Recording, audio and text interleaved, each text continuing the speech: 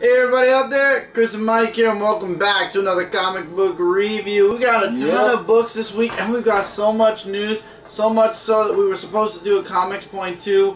Unfortunately, because of the lot of books, he and I have been reading like all night, so we didn't have time to do the Comics Point 2 tonight. However, there is a lot to talk about, and the live show is still 2 days away, so we probably will do a Comics Point 2 tomorrow night.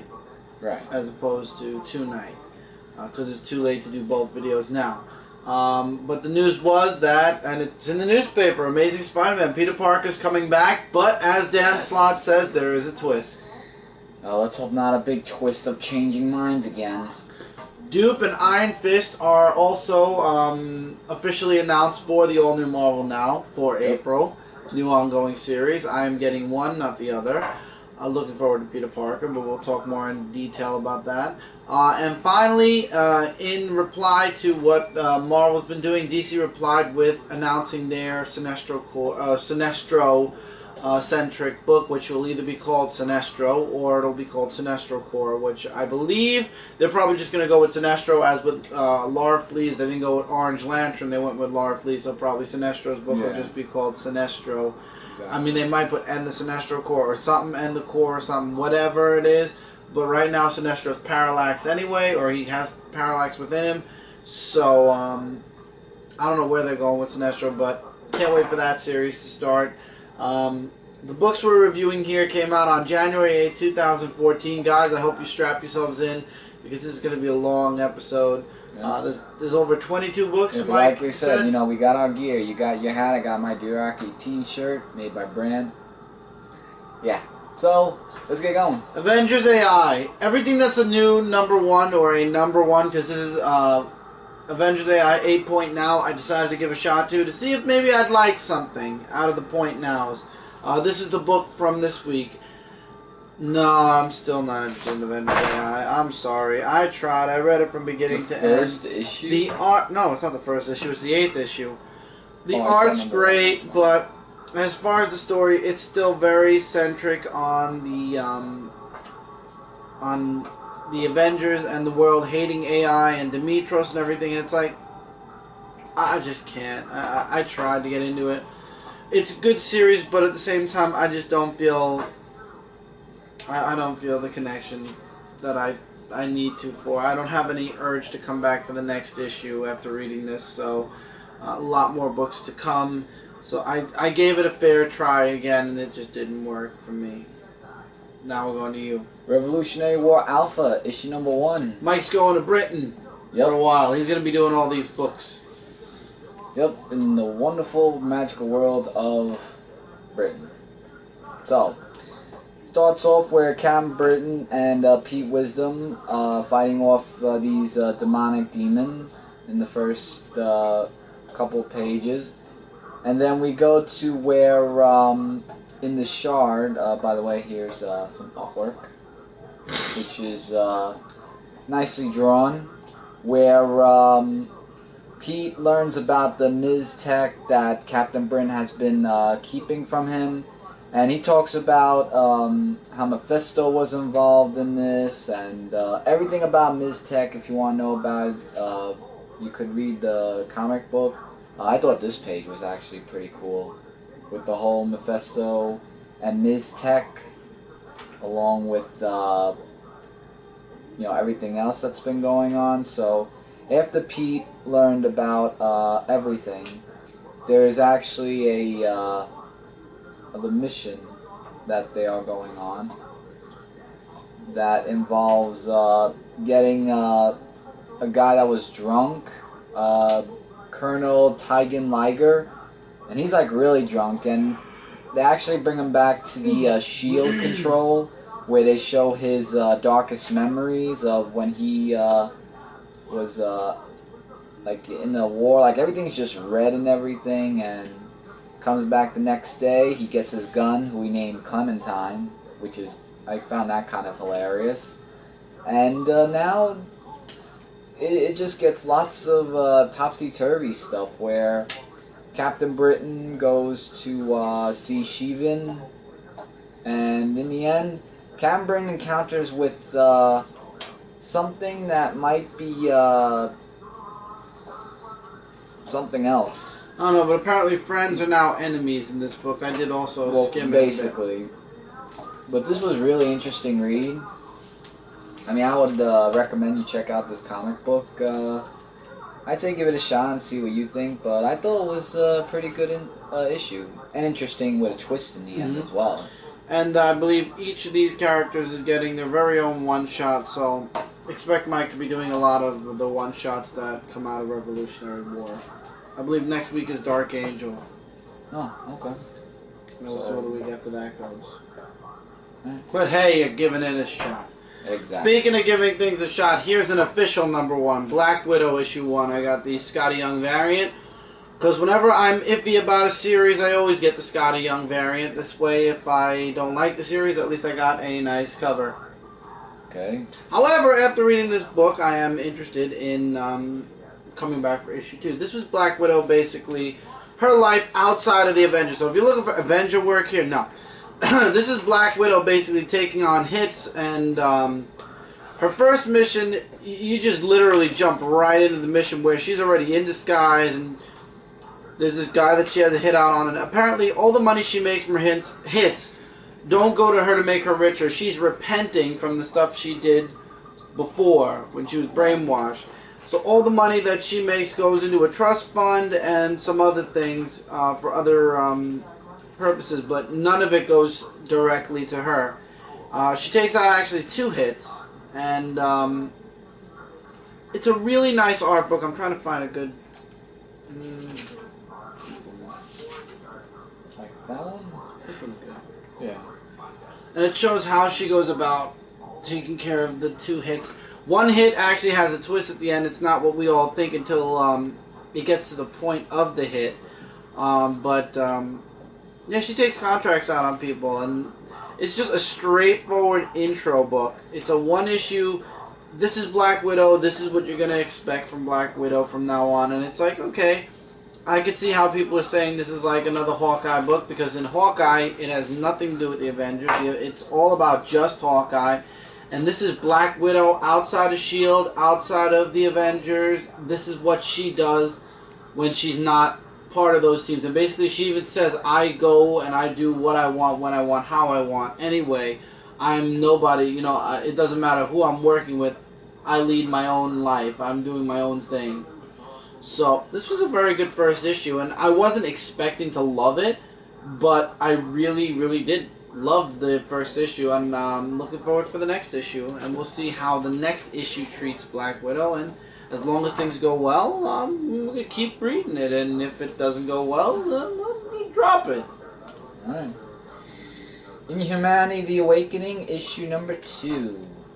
How was Still it? with the whole Twitter thingamajigger on top, but looking over that, this was actually, as issue 1, just very touching. Talks about the last issue where the brother... This is a funny picture. Yeah, like the picture right here where he's going on a mayhem in the city, and like basically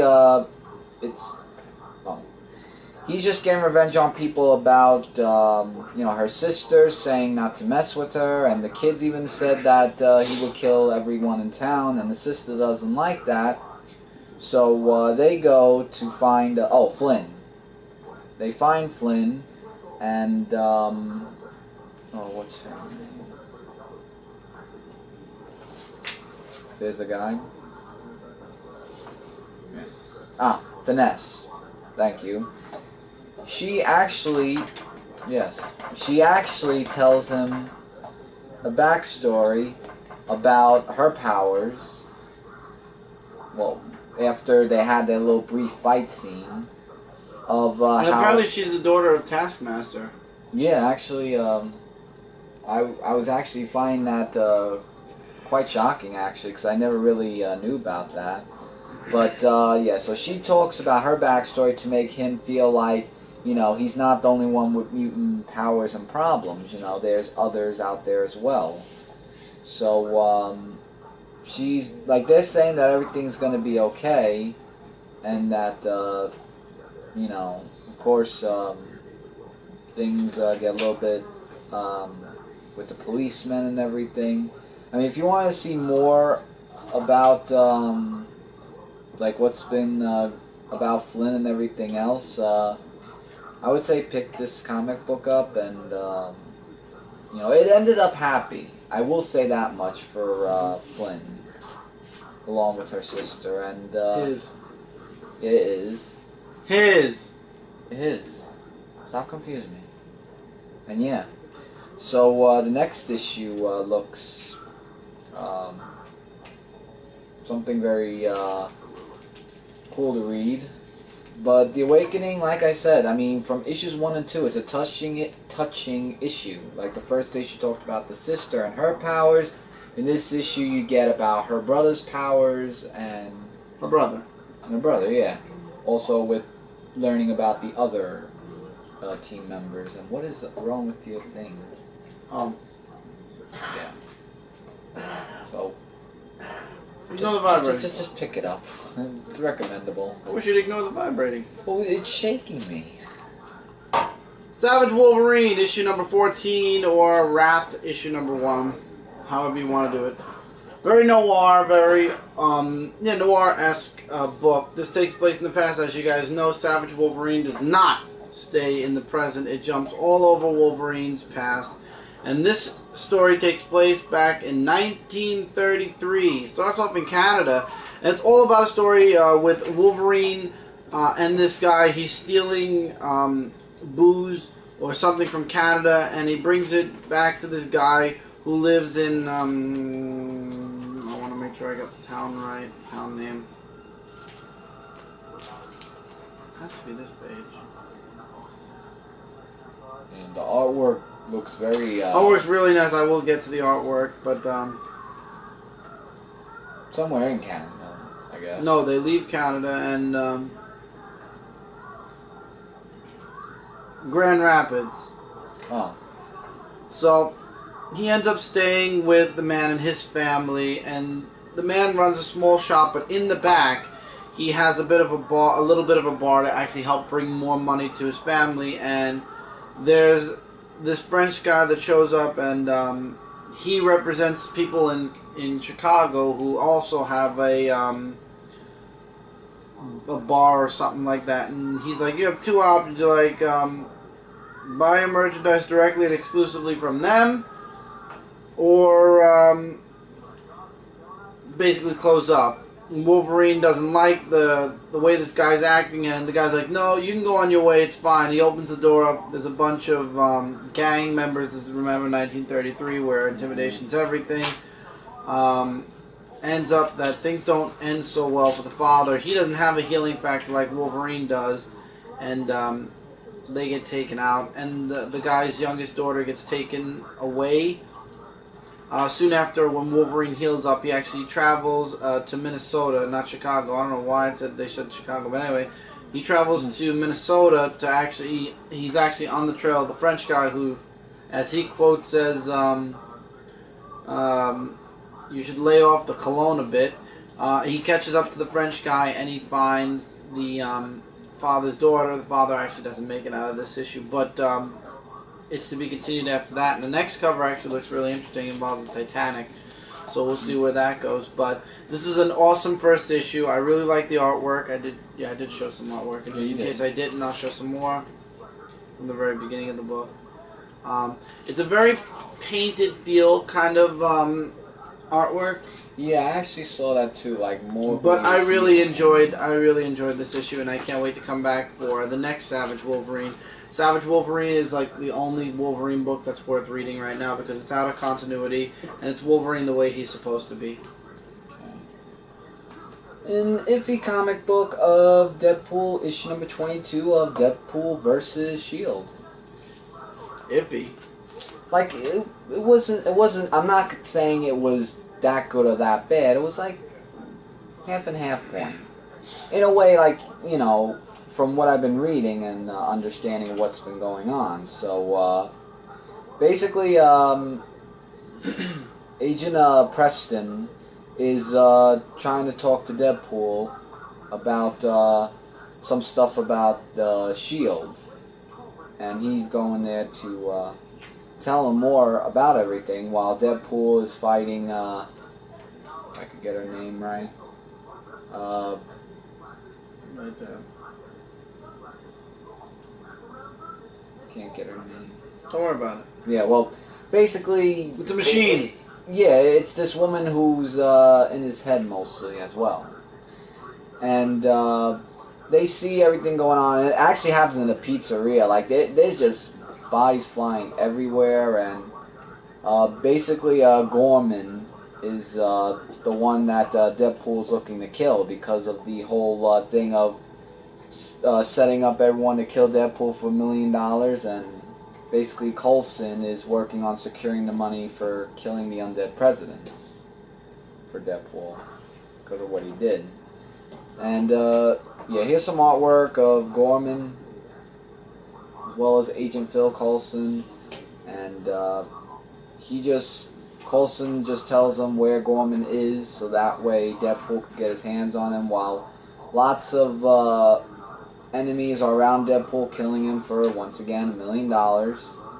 And yeah, some of them he does, it's just Deadpool. Like, you can actually see his character, like, always sarcastic and, you know, gets him where he wants him. And Deadpool sees Gorman's shield hideout place, or actually a building of some sort.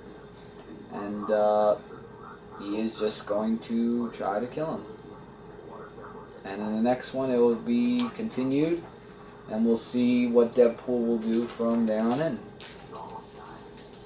You know, our work was pretty good as well, but... That last panel was really nice. Yeah. I mean, it was iffy, being all over the place, but all in all, if you're a Deadpool fan, you'll like it. If not, then probably won't, but up to you guys if you want to get it. Avengers World #1. Me and Mike both read this. Now, there were some interesting points in here, and yes, you kind of had to read Infinity because the phrase Avenger World, basically any world the Avengers saved, dubbed itself an Avenger World. And since Earth is where the Avengers are from, Earth is an Avenger World. So tons of stuff is going on. Manticore is up in arms, and there's this guy that now wants to... I forgot what his name was, but he wants to go up against the Avengers now. The guy that took over Ames Island. I forgot his name. This guy. Oh, that guy. Yeah, I don't think he has a name as of now. Because, he doesn't, but he attacks the Avengers. Yeah, but that's... And then the main story around Manticore involves the, oh, what is it called? It was like this cube. I can't remember who it was. The red something. Like, it's like this square thing. No, I know that. I can't remember. But Manticore is basically going a bit nuts at the moment. Shang-Chi? The Red Hand. Red Hand. Oh, Red Hand, okay. And apparently they're resurrecting... okay, this is the part where I kind of went, whoa. I'm going to show this page, but apparently the Red Hand resurrected. There's a legend that Manticore was built on top of a... like, it's a folklore that it rests on the back of a great dragon, and the page opens up with a dragon head, and Manticore is on top of it. So that's kind of interesting. So I don't think Manticore is going to be around much longer, seeing as it was on a dragon's head apparently. So there's a lot of plot points going on, and actually at the end of the book, you see actually 4. You see half the team of Manticore, half the team taking care of riots going on all over the world, the other half of the team in Italy, which that's where Starbrand and Hawkeye, Spider-Woman, and I forgot what this guy's name is. I'm sure he's in the whole mythical world of Nightmask. Are, and the dead are talking to them and warning them about something, and then you got this new guy who wants to take the world away from the Avengers, and that's basically the long. Yeah, and after reading that, isn't it kind of a copy of Crime Syndicate saying this world is ours? No, but the Avengers are saying the world is ours to protect. Right. They added that to protect part to it. Alright, but I'm just saying... No, it didn't. I don't know. I'm going to come back for the next issue. The dragon part has me interested, and the dead people talking to Starbrand in Italy have me interested. I could care less about basically everything else in this book. Okay. Lots of dialogue also. Oh yeah, be warned. massive. What about you? I thought it was kind of interesting when knowing about the island, as well as knowing more of the backstory, as well as, I saw more of like an Avenger book, in that sense. It is still written by Jonathan Hickman, you know. Well, for Jonathan Hickman, he did a pretty good job in that, I would say. Oh, yeah. Now, also something I forgot to mention news-wise, apparently the Ultimate Universe is not being destroyed. That is another piece of news. The Ultimate Universe is coming back in April. They're taking a month break after Cataclysm, but we actually have 2 Cataclysm books this week. First one is Cataclysm Ultimate Comics Spider-Man, issue number 3. One of my favorite books from this week. Definitely part of my top 5, for sure. This book, Miles reveals who he is to his father, and his father is not too happy about that. The world is basically falling down all around him, and Miles is just there basically to save the day. Cloak and Dagger offer help. So does Bombshell. We get to see J. Jonah Jameson, which we haven't seen him in forever, since Peter Parker's time. Get some artwork. Like I said, Cloak and Dagger help people out. J. Jonah Jameson makes the proclamation that he's going to change Spider-Man's life. He wants everybody to know that when this is over, he's going to change their life. Miles goes back to pick up his dad. His dad's disappeared. And then it connects to Cataclysm issue number 3, because Steve Rogers actually reaches out to Miles and he's like, we have a way to stop. We may have a way to stop this, and we need your help.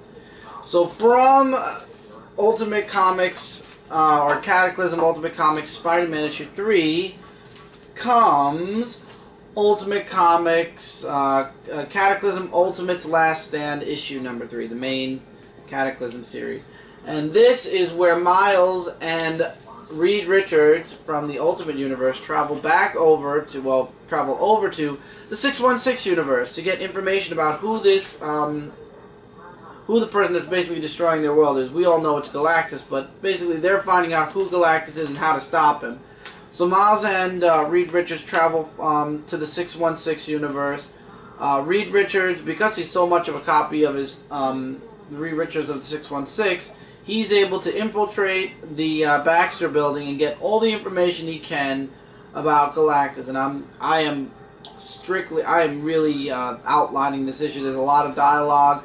Valeria actually walks in on Miles and the young Reed Richards, and she's like, "You're not my father," and that's when all hell basically breaks loose. You get a little cameo from the Superior Spider-Man, which is good that Miles actually didn't have a chance to talk with him. But Miles comes back across, and so does Reed Richards. And for those of you that didn't know, Reed Richards was a bad guy in the Ultimate Universe for a while. He actually turned a little bit dark. But after seeing what could have been in the 616 universe, he actually now says, after seeing our daughter and after seeing everything, he basically apologizes to Sue, and he's like, "I'm so sorry. It took me this long to see how beautiful our world is." Wow. And it's to be continued. Did not think that would come about. I know. It was a really awesome issue. Next issue, there's apparently going to be a death because they're blacking out who that character is. So we'll have to wait and see. You don't think it's Miles' father, is it?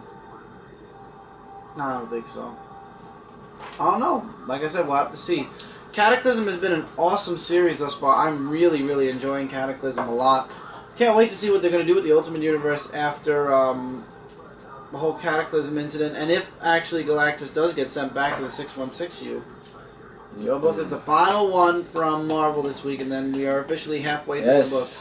Peter David's all-new X-Factor, issue number 1, book of the week. From you. From me, from Marvel. So, this book, it starts off with Gambit, who is being himself, you know, a thief of trying to steal something.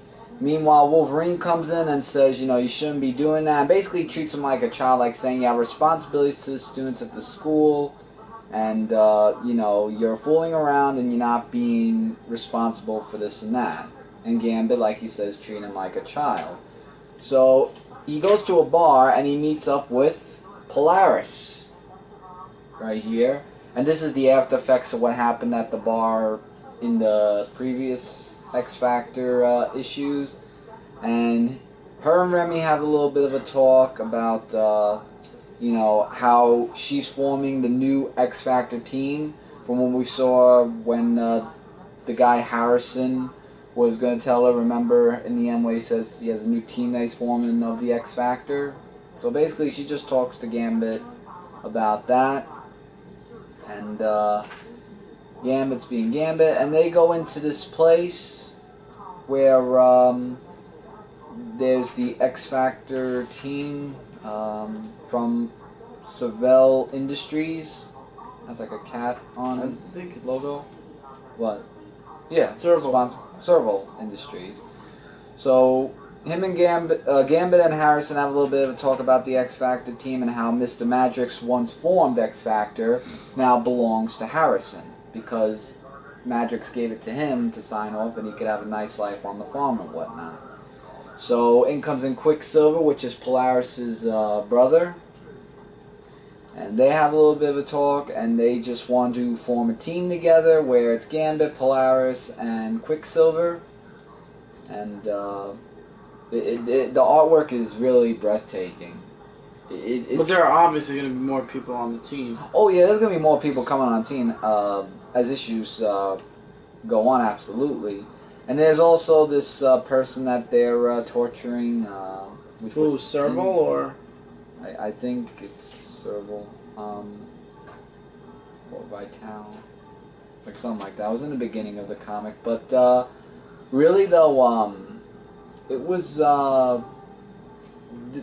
excellent. There's nothing wrong. It's you know, really amazing.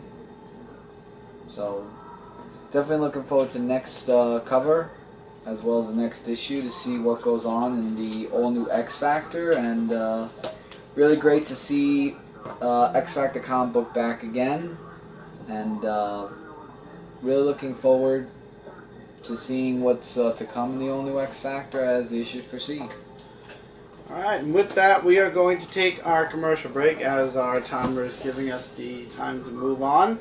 So guys, stay tuned, and we are going to be going into DC Comics next. Hopefully it'll all take place in one part. So stay tuned, and we will be right back after these messages.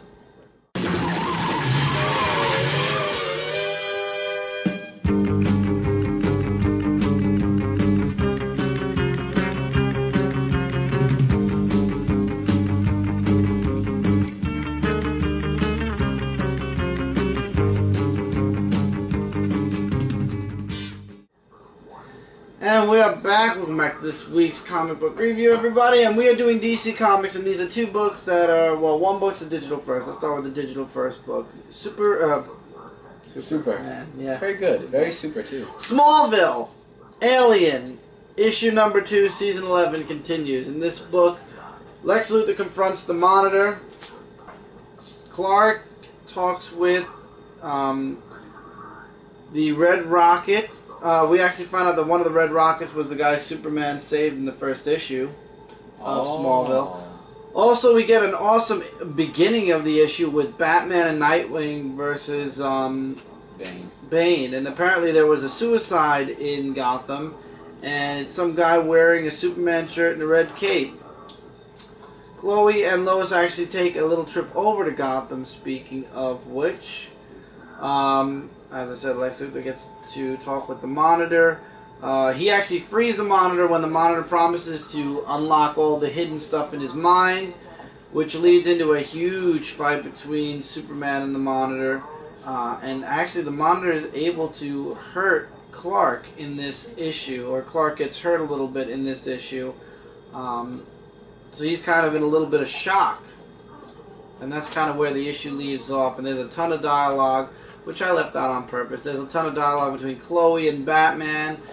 Nightwing, actually she's dating, and there's a little joke in there somewhere, but Nightwing's actually dating a, she says it somewhere. This would have been awesome if it was on Smallville. It would have been. It's, I don't know why they just couldn't continue this. I mean, she's dating, basically I think it's Dick Grayson. Wore the costume. And then we find out that the suicide victim matches perfectly with Clark Kent. Huh. But how is that possible when Clark Kent's Superman and Clark Kent's in Russia right now? Definitely loving this. If you're reading Smallville, if you watched Smallville's 10 seasons and you enjoyed it, you will definitely be reading this.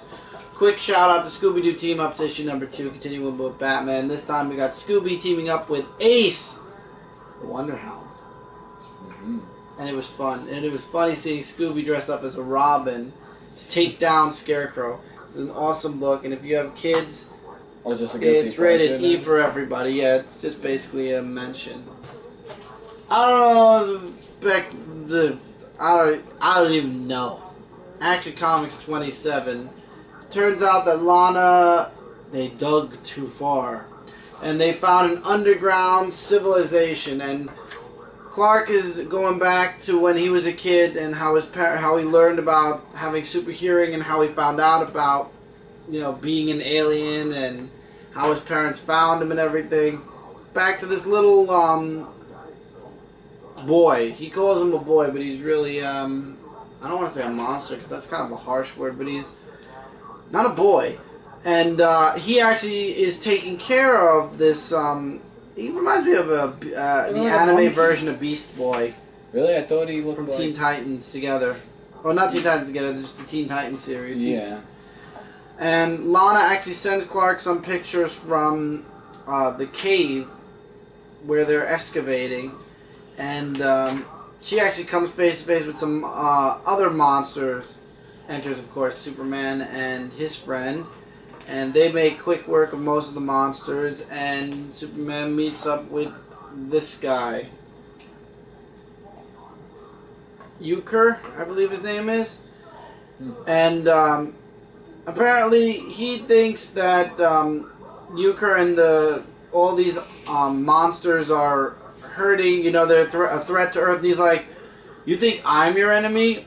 My monsters protect your stupid world. From the hidden curses, glories, and temptations of Imperial Subterranea. Yeah, this is definitely going to be one of those stories where it's like, okay. And that's it.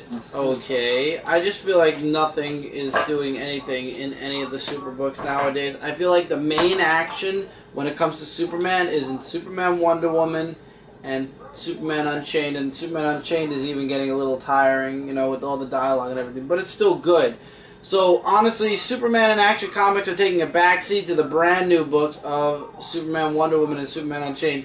I feel like nothing worth anything is going on in Action, and nothing worth anything is going on in Superman right now. That's why nobody's talking about Action Comics and nobody's talking about Superman, because these are stories that are like almost toss-away stories. And it's sad because, it could be better, but it's not. And speaking of Greg Pak, I could throw this out there right now before I do this issue. Batman Superman issue number 7. Again, Sideways. Last issue with Brett Booth doing the artwork. We're going back to Jay Lee. I remembered his name just now. Jay Lee's artwork. I was right. I said Jim. Yeah, that's right. Jay Lee's artwork is coming back in the next issue. I'm telling you guys right now. Now, I am going to buy it, obviously. It's a no-brainer that I'm going to buy anything that's Superman related. I will not review it because I'm telling you guys right now, Jay Lee's art does not belong in a Superman book nor a Batman book. So a Batman Superman book, it absolutely doesn't belong in. And no matter how good or bad the story is, the artwork is a humongous minus to the series. And I think other than Jay from Dark Avenger Inc., I'm the only one left that is reading Batman Superman at this point. So I will be reading it, but I won't be reviewing it unless it's so god-awful terrible that I really have some really deep opinion on. So until Jay Lee leaves Batman Superman, don't expect to see it on a review. You'll see it on the whole video, but you will not. I won't review it because it's going to be crap. I know it. Because his artwork just doesn't fit. He has good artwork, but it does not fit in this type of a book. And sideways reading doesn't fit this type of... This is one of those garbage books, apparently. They just throw whatever they want in there. I mean, and it's really good artwork, and it would look great if it was this way, but... Anyway, Superman versus Batman. Batman's being controlled by all the gamers out there. Mongols' plan is to harvest all the stuff from Earth and then leave.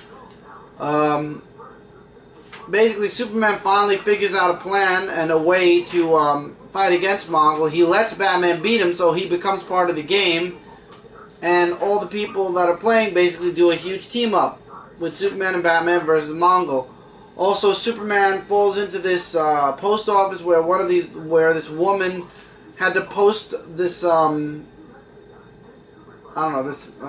to Wayne Enterprises to get a job. She was unable to. We get an awesome team up of Superman and Batman. And of course, our heroes win the day. Batman is saved. And somehow the girl whose letter was supposed to get to Wayne Enterprises makes it. Superman. And everything looks like, you know, all is well. Until we get the Prepare for the Son of Mongol in Batman Superman Annual number 1. Yeah, they were making a big thing of Superman versus Batman, the Channel 52 thing, the news channel. So yeah, apparently that's the spotlight. Yeah, that was the spotlight, just that part alone. This is the spotlight for the Channel 52. Which it looks. See how much better it looks when it's vertical. It looks much better that way. As opposed to when it's horizontal. It's like the difference between DVD and Blu-ray, like DVD's just dead. Regardless, again, this is a forgettable series that's going to lead into an annual that's probably going to be forgettable, and I think that's why Brett Booth is not doing the next story arc in Batman Superman, because he's focusing on the annual. Hopefully, after the next story arc with Jay Lee, once that story arc's over, we'll be going back to Brett Booth's art or some other artist. And maybe no more sideways issues. Oh, please. I feel like they're just testing waters out with Batman, Superman, and nobody's... See, this is why nobody's taking Superman seriously, because his main books stink, and the only 2 books that are good are the ones with him and his girlfriend, and him Unchained. Eventually, things will change for Superman, and DC will realize it's pooping on its flagship character. Green Lantern 27, however, artwork on the inside changed. Has more of a classical kind of art feel to it, with people with big heads. Like, the artist on the cover was supposed to be the one doing the book, but he's not. So the Durland's plan finally goes into action. So all the things that Hal Jordan's been doing at this, up to this point, yeah, it was part of the Durland's plans. Also, Saint Walker comes out of his coma. Chris, the artwork looks the same, almost. There's Not nothing really wrong the with it. But wait, here's the fun part. Ready for this? Okay. Saint Walker comes out of his coma, realizes, you know, Hal Jordan catches him up on what happens and everything like that, and then Saint Walker finally, you know, about the reservoir and everything, he's like, hope and the blue life force is the most powerful, thus the most dangerous and worst of them all. And he basically gives up all hope and loses the Blue Lantern ring. He's like, all is not well. And the ring leaves his finger and goes, hope no longer detected. And it just stays there hovering over Saint Walker. And all he keeps mumbling is not well. I was like, really? The one person in the entire universe that no matter what you threw at him, he always said all will be well, now lost all hope. I never saw a Lantern do that at all. I don't know.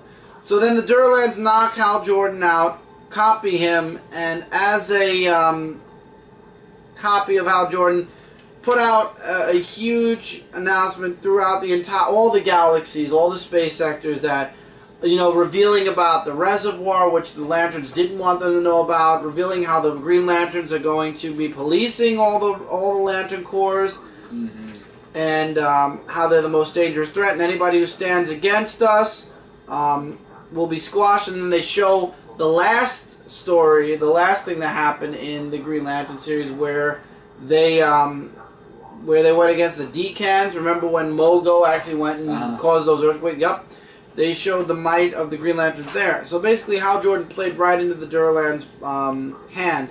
And now every single sector or space sector out there is attacking the Green Lanterns because they no longer want the Green Lanterns around. So the Green Lanterns are in big duty. Big duty. And it's going to be interesting to see how they come out of that. But at the same time, an average read, I'd say a 3 out of 5 stars. Nothing super, oh my god, spectacular, but pretty good. Swamp Thing issue 27, finally, Alec Holland's back. We're now in the green with Alec Holland, and Alec wants a way out of the green to stop the Cedar and to be Swamp Thing again.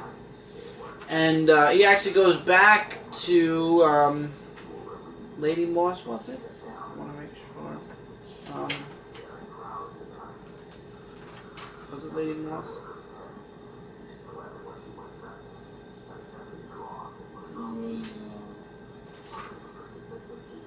Can't remember. Lady Weeds. Wow. Oh, Lady Weeds. Yeah, and he asked Lady Weeds if there's a way to get out of the green. She's like, yeah, easy, kill yourself. She's like, no. He's like, no, and go back to Earth, though.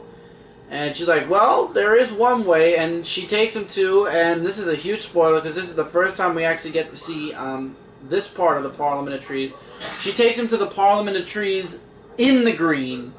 So these are all the Parliament of Green, in the green connected to the Earth. And she actually severs their connection to Earth long enough so that they become conscious again in the green.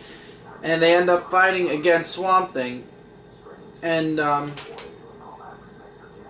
he's like, I didn't know I was playing this kind of game, but if that's the game, and he goes at all of them. He goes at every single member of the Parliament. Then he finds a way out of the green, sort of. He half gets out, but he doesn't have the connection to the green like the Cedar does because he's considered the Avatar. So Swamp Thing tricks the Cedar over to where the Parliament used to be, and then basically subdues him and beats him, and shows the green that he can make the world a green place. And basically he becomes the Avatar again, and he sticks Woodrow, the Cedar, into the green, and then basically seals it away. He seals away the Parliament, the green, everything. So they're all trapped in the green. And the ending was the most confusing. I think he takes the Avatars and makes them human again, because those are the humans that are surrounding him. So there are no more Parliament of Trees. He's like just the only Avatar, period. So all the... Could you go fix that, please, in the background? So basically, he's the only one left in command of the green, so to speak.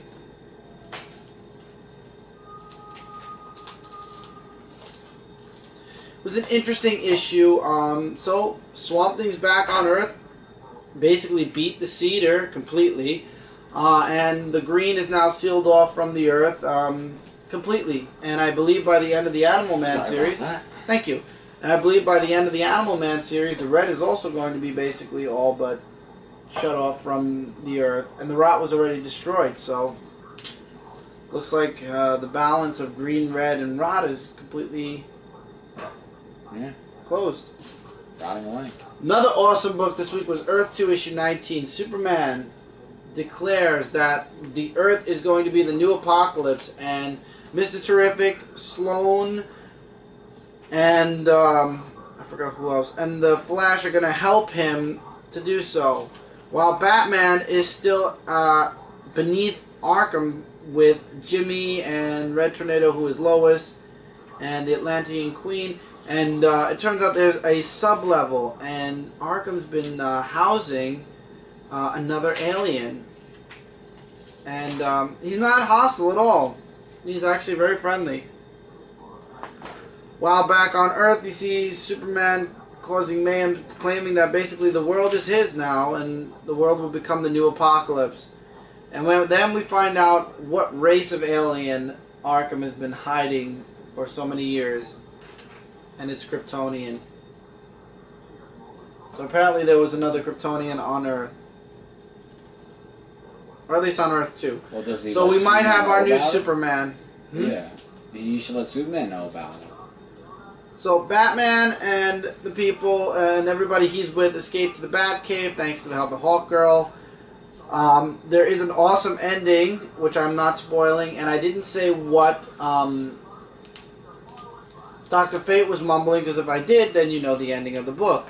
But let's just say in the next issue we're going to see the return of a character that was taken out a couple of issues back, so I'm looking forward to that. That was a humongous abbreviated version, but I really love this book. I highly recommend everybody be checking this book out.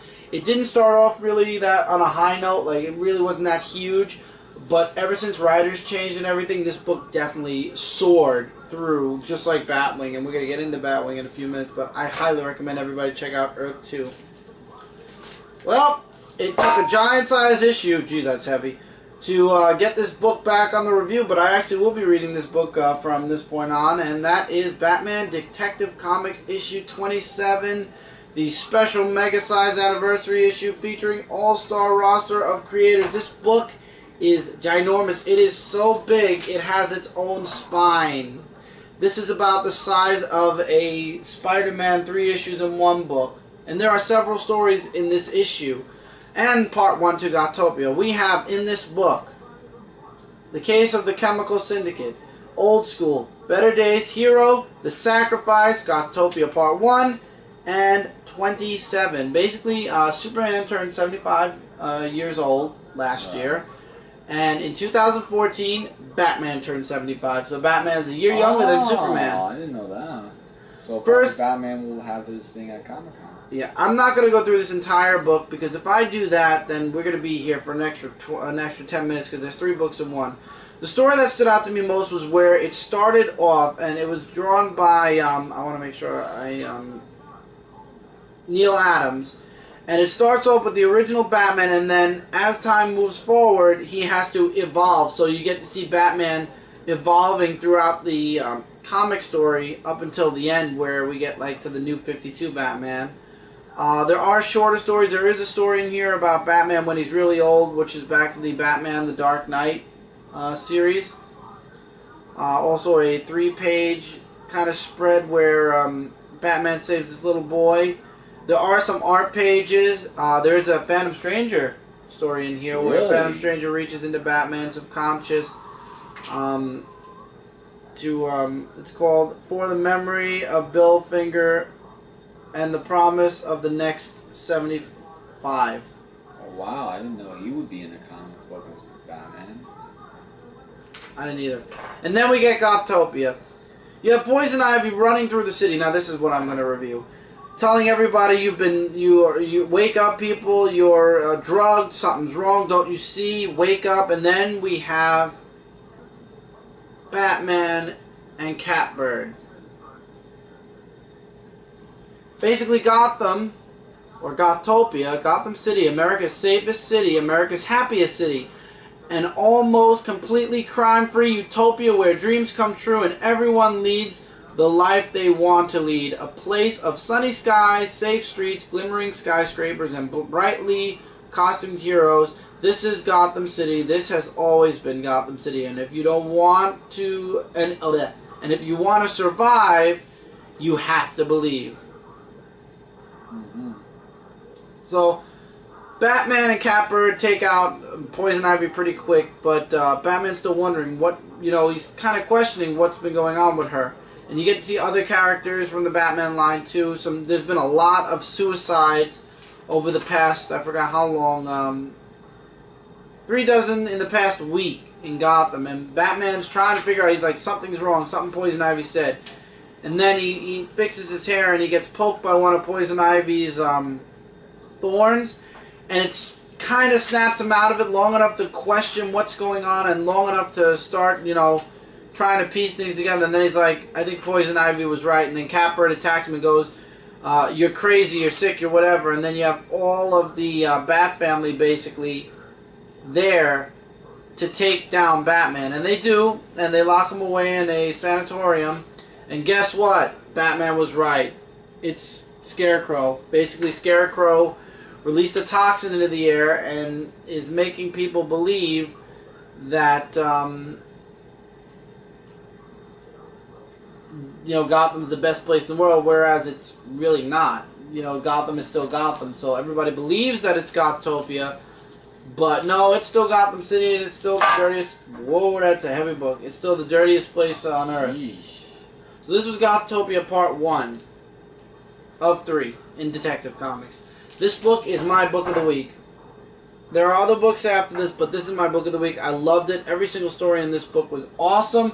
The artwork, the storytelling, spectacular, and this definitely got me back into Detective Comics. Whereas now we're in Batwing, issue 27, which is continuing Gothtopia. Which I was dumb and read Batwing before Detective Comics, so I'm like, what the heck is going on? I now know why, I don't know. But in this issue, Luke Fox is the one that questions. He's like, nothing could be better. I'm close with my dad. Except Batman, kind of went a little crazy, probably because there's no crime left to fight. And we find out that there is a connection between Scarecrow and the villain that was in the Batwing 0-year issue. Was it the 0-year issue? No, yeah, the Batman 0-year issue. So if you missed that, go back in Batwing and buy the 0-year issue and you'll understand.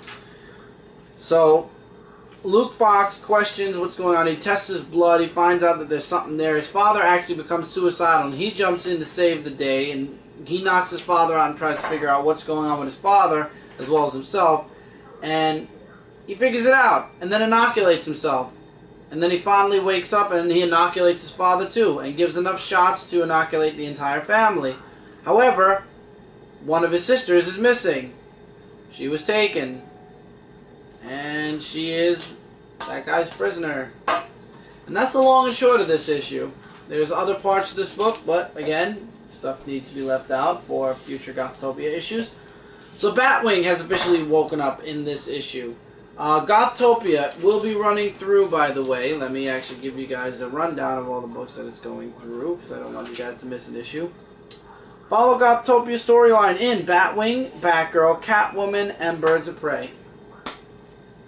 Issue numbers. All issue 27s except Birds of Prey.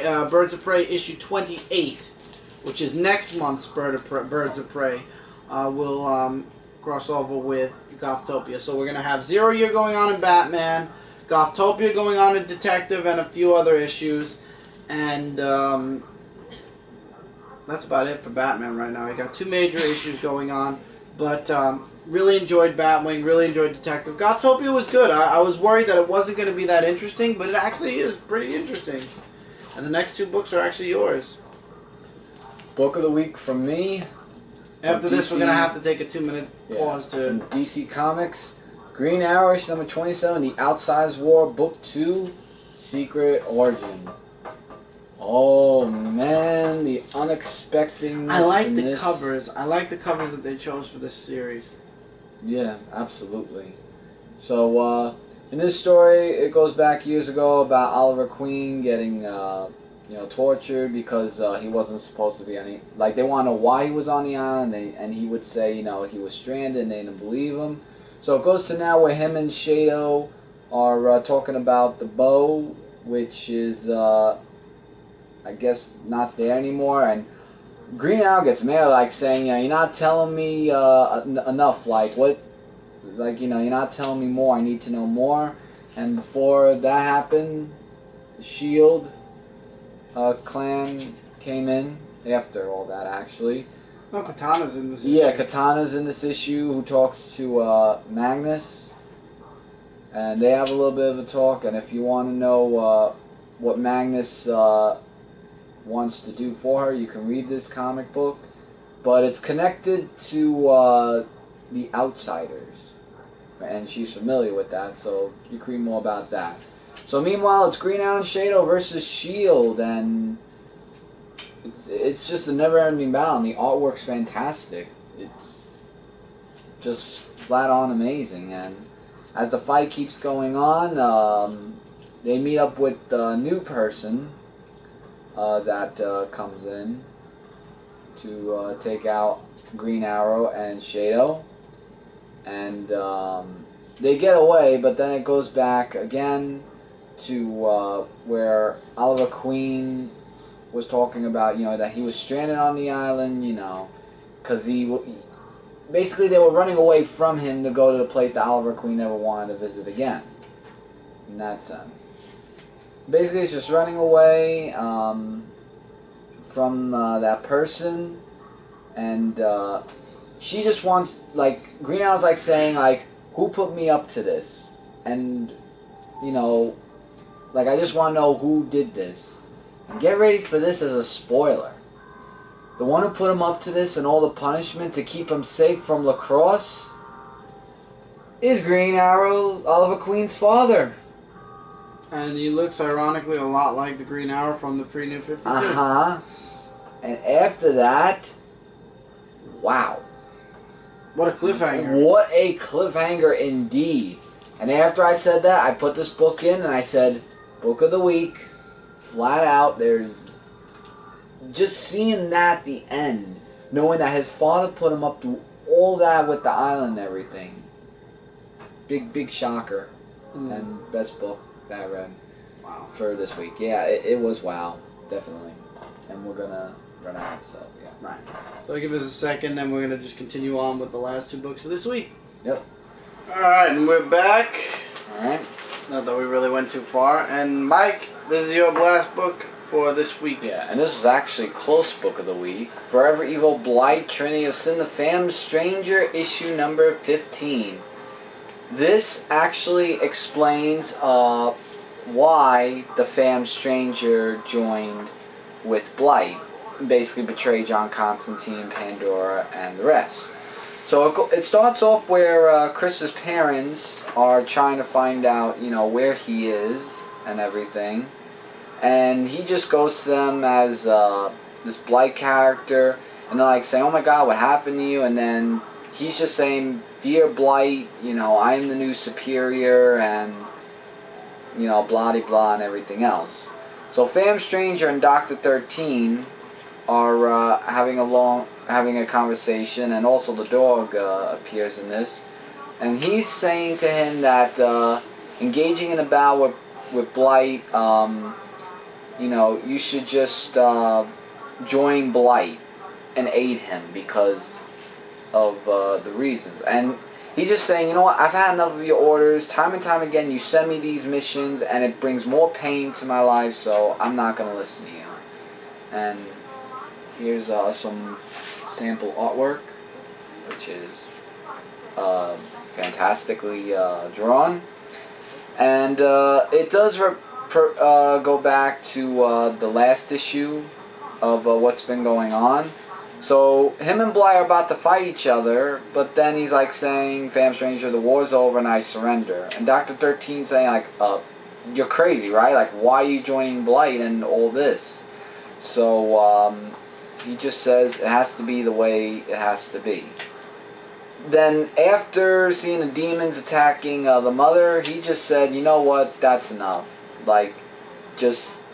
He said to the doctor, get them to safety, and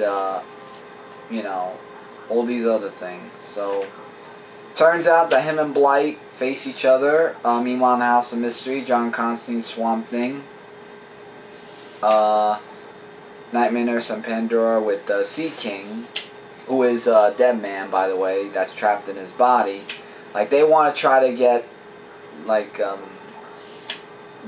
it's more into the story if you want to read about it, but he just wants to keep Dead Man into someone that was from the crime syndicate to take him down, I guess. But they're trying to find out how they're going to defeat Blight after what happened when he almost won that battle. So, yeah, there's just a lot of stuff. There is a crime syndicate moment. Oh wow, what's that about? In there. Basically, it's just Ultraman and you know, with his new bioweapon, and Dr. Faust is in this. You know, I haven't seen him in a long time since in Justice League Dark comic books, and he's just saying that the specimens that he treats, they need to be rechargeable, and he needs them alive to be used again and again. So he's just basically torturing these things. So Chris almost snaps out of the Blight power, but he goes back. And meanwhile, the people help Bam Stranger in the House of Mystery to get him out of there. And from what's been going on, Bam Stranger's just telling everybody that we just gotta go to another world.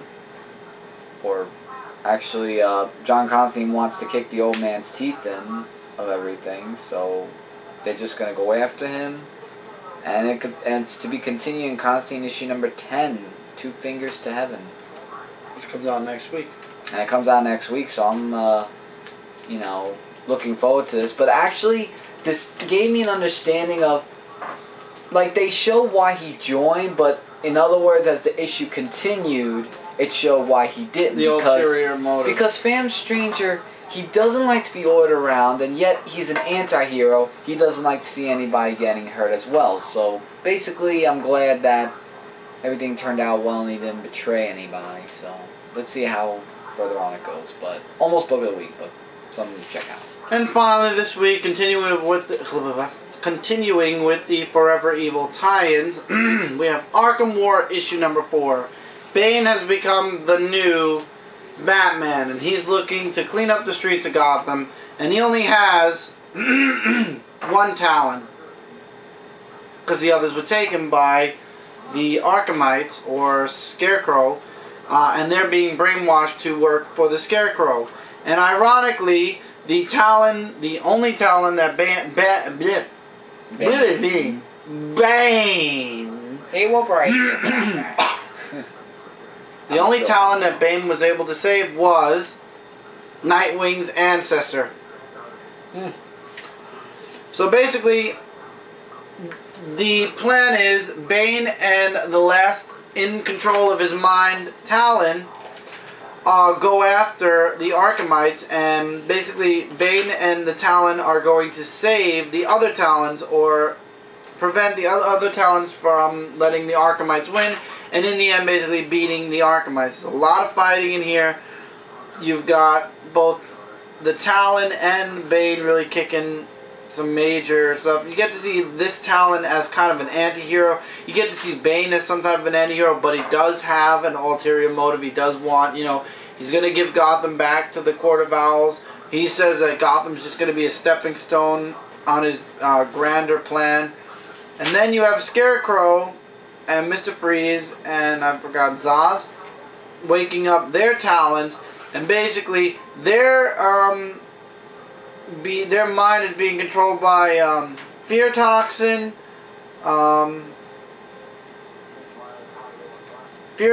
Hatter's mind control tech, and fear gas, periodic intervals of Hatter's mind control tech, and some other stuff. I don't know what the other stuff is. So basically, their mind control, their mind wipe to only serve the Scarecrow.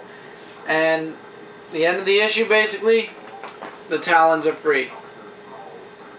So the next issue is Evolution.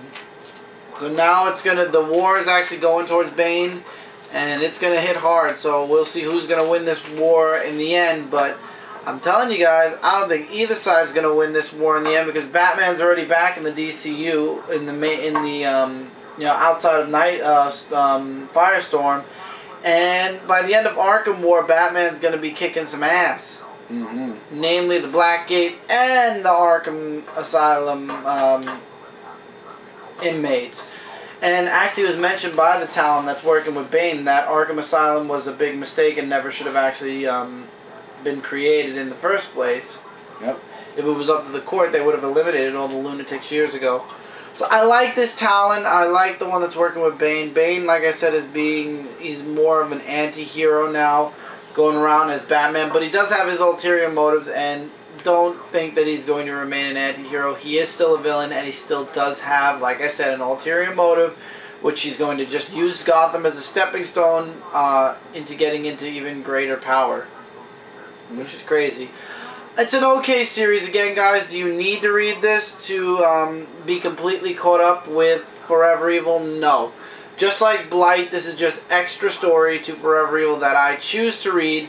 But in the end, if you read Forever Evil and you read Justice League of America and Justice League, you are fine throughout the whole series. Those 3 books are honestly the only 3 books I feel you absolutely 100% need to get the full story of Forever Evil. However, Arkham War, Rogue's Rebellion, and Argus are nice add-ons to the story, and it does give a bit more of the story.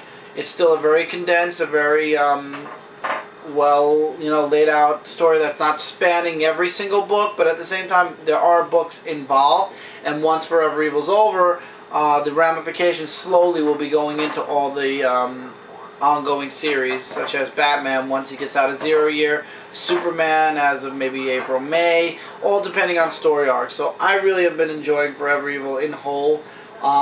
Can't wait to see how it's all going to end, actually, in my opinion. Yeah, I can't wait to see how it's going to end also. And with that, that's it for this week's Dark Avenger Comic Review. We got through it. We did it. We got through all the books, and it was only 3 parts, and not even really that much of a 3rd part. Yep.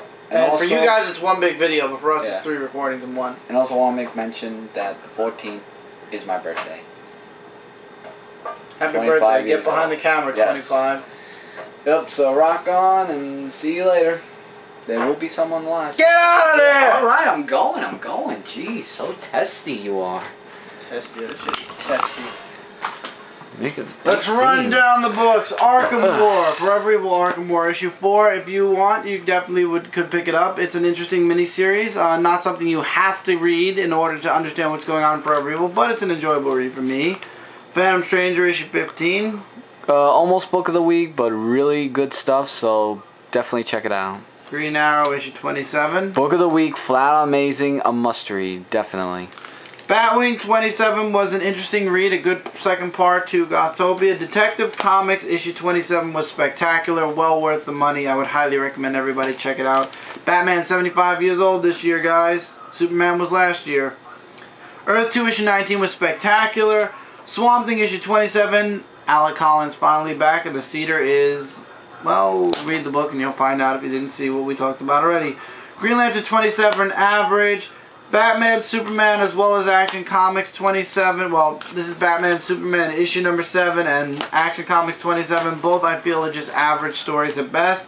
Scooby-Doo Team-Ups issue 2. For the kids, you'll love it. Your kids will love it. You guys will love it if you're Scooby-Doo fans. Smallville Alien issue 2, which is the continuation of season 11. Smallville's been spectacular. If you're a Smallville fan, you'll be picking this up. If not, you won't. X-Factor issue number 1. The all-new X-Factor issue 1. Definite book of the week from Marvel. Peter David just brings great stuff, and I can't wait to see more. Cataclysm, Ultimate's Last Stand, issue 3, spectacular, along with Cataclysm Ultimate Comics Spider-Man issue 3. Loved both series this week, really spectacular stuff. Avengers World issue 1 was okay. I'm coming back for issue 2, and we'll see where it goes from there. DeadPool issue 22. An iffy comic book, up to you guys if you want to pick it up. Savage Wolverine issue number 14. Awesome artwork, interesting story, something I would definitely say to give a check out if you have the time. Inhumanity Awakening issue number 2 was? As issue number 1, very touching, and you should check it out if you want to see an interesting storyline. Black Widow issue number 1 surprisingly was really good, and I'm actually interested to see what happens next there. Revolutionary War Alpha issue number 1. That was a great issue. I'm looking forward to seeing the one-shots in that comic book. And then Avengers AI issue number 8, or the number 1 of Avengers Empire. I read the story, I read this part. Now, first of all, I was lost because I hadn't read so many of the issues in a while, but in the end it fell short to me, so no Avengers AI. Still on the not pull list. So guys, that's it for this week. Don't forget to check out comicrelated.com as well as Comic Frontline. And until we make the move, Dark Avenger Inc. We are all your number 1 source for comic-related news, reviews, and a whole bunch more. Don't forget that Dark Avenger Inc. is moving to Comic Frontline on February 11th, 2014. It's going to be a huge week. We got huge guests that might be making an appearance throughout the week. We got tons of trailers that we're putting up, so if you haven't already done it, please go over to Comic Frontline and click the subscribe button on that channel. This way you're subscribed and you don't miss out on a single video, and you don't miss out on the celebration during February 11th, the week of February 11th. If you enjoyed the review you saw here and you're not subscribed to my channel, if you enjoyed this, please do click the sub button. This way I'm in your sub box and you don't miss out on a single review or haul video. And that's it, guys. So take care, keep reading, keep collecting, have a great week, and me and Mike will be back to doing videos on Dark Avenger Inc. Look forward to Comics Point 2, hopefully tomorrow night if we have the chance. So until then, guys, take care, keep reading, keep collecting, and I will see you guys in the next review. Take care, everybody. Later, guys.